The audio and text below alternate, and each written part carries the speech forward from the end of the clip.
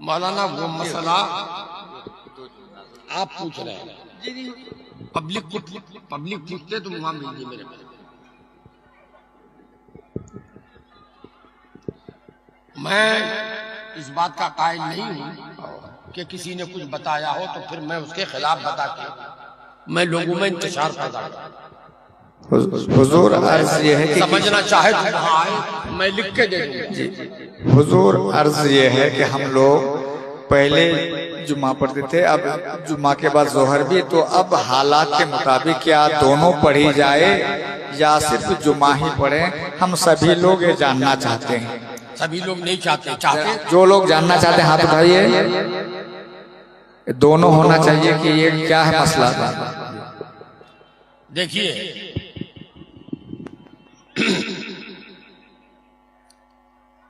यहाँ कोई डॉक्टर भी है? अरे कोई डॉक्टर ही सही है ना? या दवा की दुकान किसी की हो, दवा की शीशी पे लिखा रहता ना किस चीज की दवा है ये खांसी की दवा है, ये फला की दवा है, ये फला की दवा है,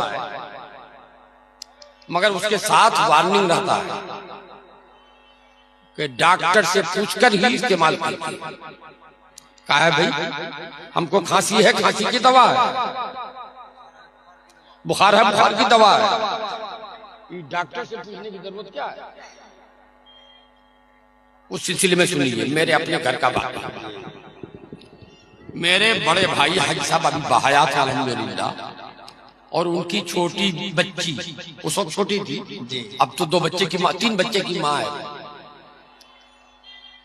दोनों बीमार हुए। बीमारी क्या? बुखार, 105 डिग्री बुखार, नीचे उतर ही नहीं रहा है। तो हमारे घरेलू डॉक्टर थे डॉक्टर मोहनलाल जैन, किशनगंज। हमारे यहाँ कुछ भी होता था तो हम लोग डॉक्टर मोहनलाल के यहाँ जाते थे। ले गए उसके यहाँ उठा पटा के बैलगाड़ी पे लाद किशनगंज लेके गए। तो मोहनलाल के यहाँ गए, देखा, देखने के बाद दवा लिखी, एक ही दवा, वही दवा लिखी, नाम एक। मेरे भाई को इंजेक्शन और बच्ची को टेबलेट दिया।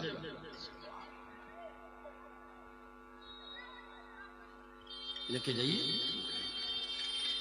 कोई असर नहीं जी। एक दिन बीच में छोड़ के तीसरे दिन फिर लेके गए बैलगाड़ी लेके, कोई फायदा नहीं हो रहा है। यहाँ तो लग रहा है कि दम फटा जा रहा, बुखार से बदन फट जाएगा। तो मोहनलाल साहब बहुत देर तक गौर करते, सोचते रहे कि भाई कोई और तो दवा नहीं,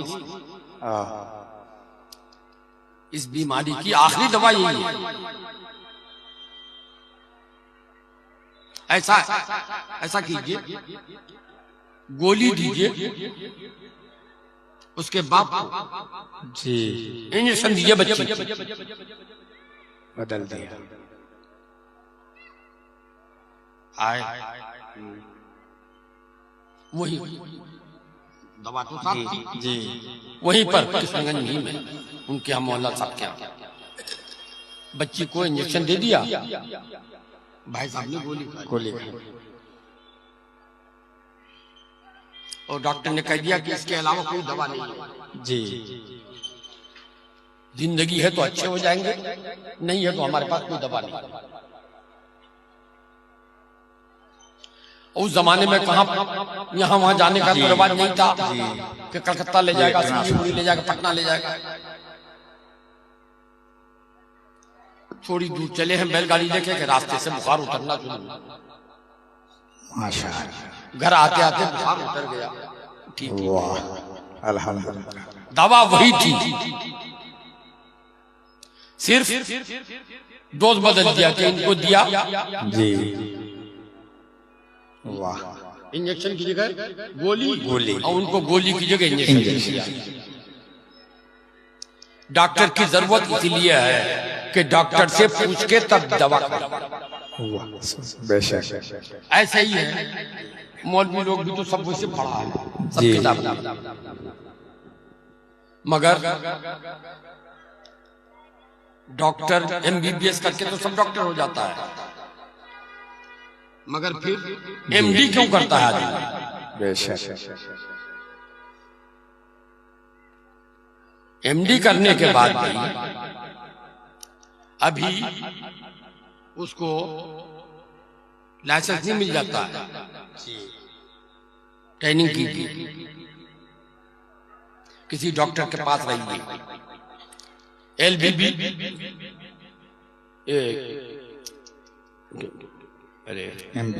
LLB करने के बाद डिग्री मिल गई तो क्या वो कोर्ट में बहस करेगा?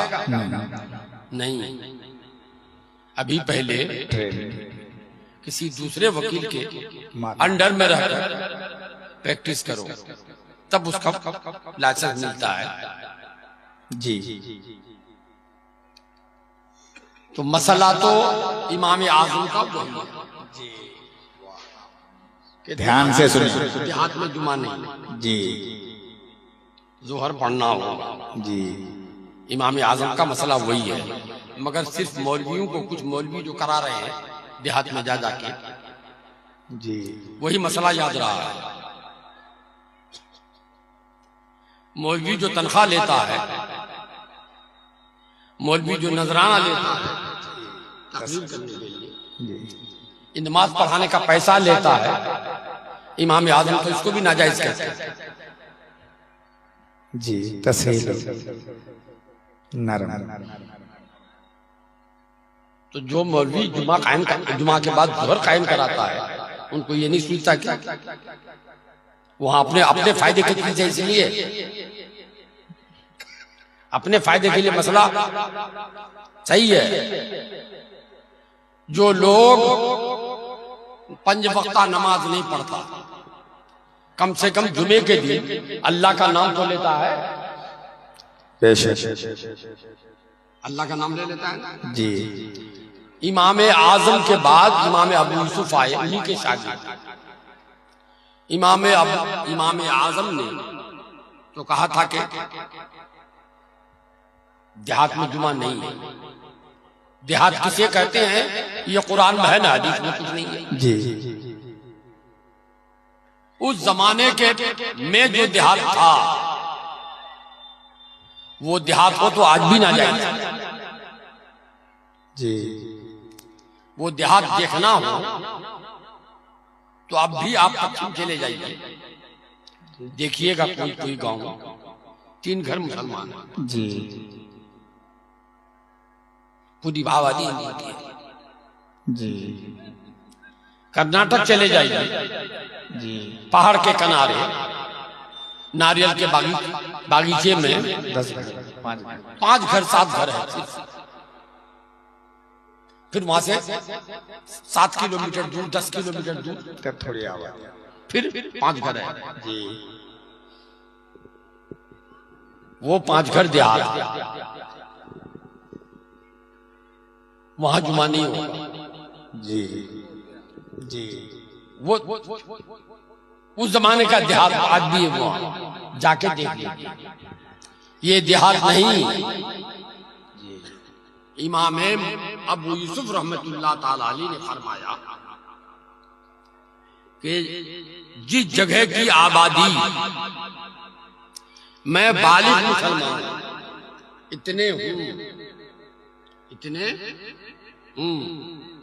कि वहां की मस्जिद में जमा हूं, सब लोग जमा हो जाए। ये नहीं कि जो नमाजी है वही नहीं, जितने बालिग लोग हैं वो सब उस मस्जिद में जमा हो जाए तो गुंजाइश नहीं, मस्जिद में गुंजाइश न हो, मस्जिद भर जाए और 2-1 आदमी बच जाए, वो जुमा के लिए शहर के हुक्म है। बेशक। इमाम अबू यूसुफ रहमतुल्लाह ताला अलैह का फतवा है। तो वही किताब पढ़ने से खाली नहीं होता है। किताब पढ़ के तो चाहे तो सब कोई डॉक्टर हो जाए, फला बीमारी की दवा फला है, फला बीमारी की दवा फला है, मगर वो भी तो देखो। और फिर ये है कम मिन हुक्मिन, जी, कम मिन हुक्मिन हुक्मिन बेख्तलाफिल अज़मान वल अशखास। सुभान अल्लाह। जी, चोर की सजा कुरान ने लिखा है, कुरान ने फरमाया हाथ काट दो। जी, ज़िनाकार की सजा जी, कुरान ने बताया है कि अगर शादीशुदा है तो पत्थर बरसाओ इतना कि पत्थर खाते खाते मर जाए।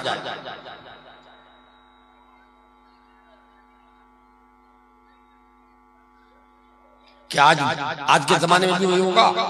नहीं। अमीरुल मोमिनीन उमर फारूक रज़ियल्लाहु ताला अन्हु के जमाने में जी, एक जगह का वाकया पेश आया। वो सहाबा का जमाना था। जी, कुरान में है चोर के हाथ काट डालो, जी, चोरनी के हाथ काट डालो। जी, कोई इलाका ऐसा था वो कहता साल जी, एक शख्स भुखमरी का साल था। जी, एक शख्स पकड़ा गया चोरी में, तो उसकी सजा तो हाथ काटना, हाथ काट दो। हजरत उमर फारूक रज़ियल्लाहु ताला अन्हु ने पूछा तुमने चोरी क्यों की?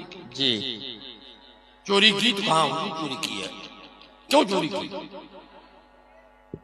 कहा हुजूर हमारे यहाँ हद साली है, मेरे बाल बच्चे भूखे थे, हम भी कई वक्त के भूखे थे। जी, ने फरमाया इसकी सजा हाथ काटना नहीं है। सुभान अल्लाह। हालांकि कुरान का हुक्म था।